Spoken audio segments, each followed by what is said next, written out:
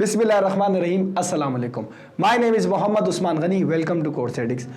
आज की जो हमारी वीडियो है वो अलजबरा ऑफ मैट्रिक्स के बारे में, यानी हमारे पास टोटल 4 ऑपरेशन है: addition, subtraction, multiplication and division. यानी दो मैट्रिक्स आपस में कब प्लस होंगे, कब माइनस होंगे, कब मल्टीप्लाई होंगे, कब डिवाइड होंगे।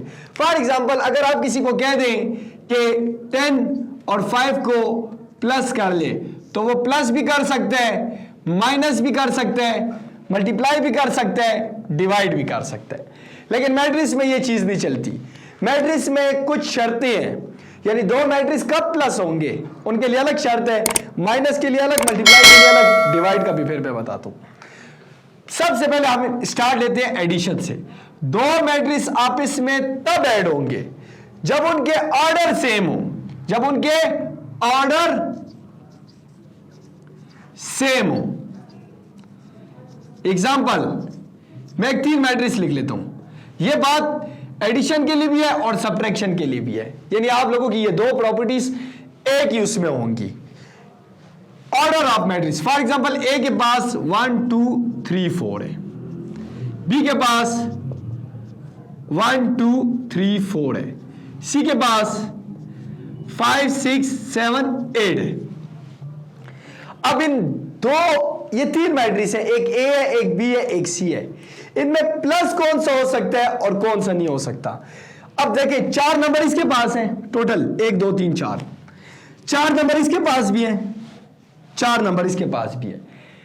बात नंबर्स की नहीं है, बात किसकी है? ऑर्डर की, कि ऑर्डर सेम हो। अब एक ऑर्डर आप लोग देखें गौर से, तो 2 रो और 2 कॉलम, यानी 2 बाई 2। बी का ऑर्डर देखें, 1 रो और 4 कॉलम, 1 2 3 4, यानी 1 बाई 4। सी का ऑर्डर देखें, 2 रो 2 कॉलम, यानी ये भी है 2 बाई 2। तो यहां पर आप लोग गौर करें कि ए का भी 2 बाई 2 है और सी का भी 2 बाई 2 है, यानी इसका मतलब ए प्लस सी पॉसिबल है, ए माइनस सी भी पॉसिबल है। तो ये हमने सीख लिया कि दो मैट्रिक्स कब ऐड होंगे, जब दो मैट्रिक्स के क्या सेम हो, ऑर्डर सेम हो। अब हम बात करेंगे मल्टीप्लिकेशन की। मैं इन पे टिक लगा लेता हूं, एडिशन ऑफ मैट्रिक्स और सब्ट्रैक्शन ऑफ मैट्रिक्स।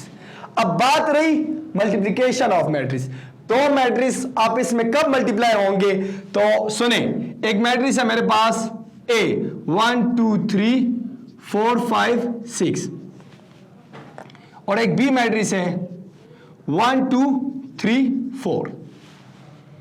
मेरे पास दो मैट्रिक्स हैं। दो मैट्रिक्स तब आपस में मल्टीप्लाई होंगे जब पहले मैट्रिक्स के कॉलम और दूसरे की रो सेम हो।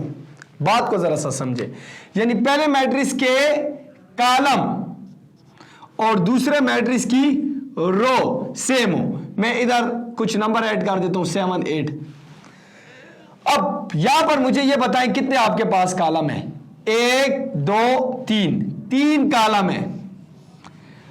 अब मुझे यह बताएं यहां पर रो कितनी है, 1 2 3, यहां पर रो 3 है। तो आपके पास ए बी जो है वो पॉसिबल है, यानी अगर पहले मैट्रिक्स के कॉलम और दूसरे मैट्रिक्स की रो सेम हुई तो वो आपस में मल्टीप्लाई हो सकते हैं। और इसके लिए एक और बात भी सुने, जो मेन चीज है हमारे पास। सबसे पहले इनका हम ऑर्डर लिख लेते हैं। एक ऑर्डर क्या है, 2 रो 3 कॉलम, तो एक ऑर्डर मैंने लिख लिया 2 बाई 3।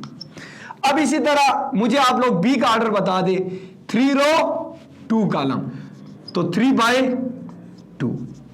अब यहां पर आप गौर करें, ये पहले का कॉलम और दूसरे की रो दोनों क्या है, सेम है, तो इसका मतलब ये मल्टीप्लाई हो सकती हैं। अब इनसे जो नया मैट्रिक्स आएगा ए बी, उसका ऑर्डर क्या होगा, सवाल ये पैदा होता है। तो उसका ऑर्डर होगा ये पहले की रो और लास्ट वाला कॉलम, यानी उसका ऑर्डर ये होगा 2 बाई 2। तो ए बी जो नया मैट्रिक्स आपके पास रिजल्ट में आएगा उसका ऑर्डर होगा 2 बाई 2। तो ये रहा हमारे पास मल्टीप्लाई ऑफ मैट्रिक्स।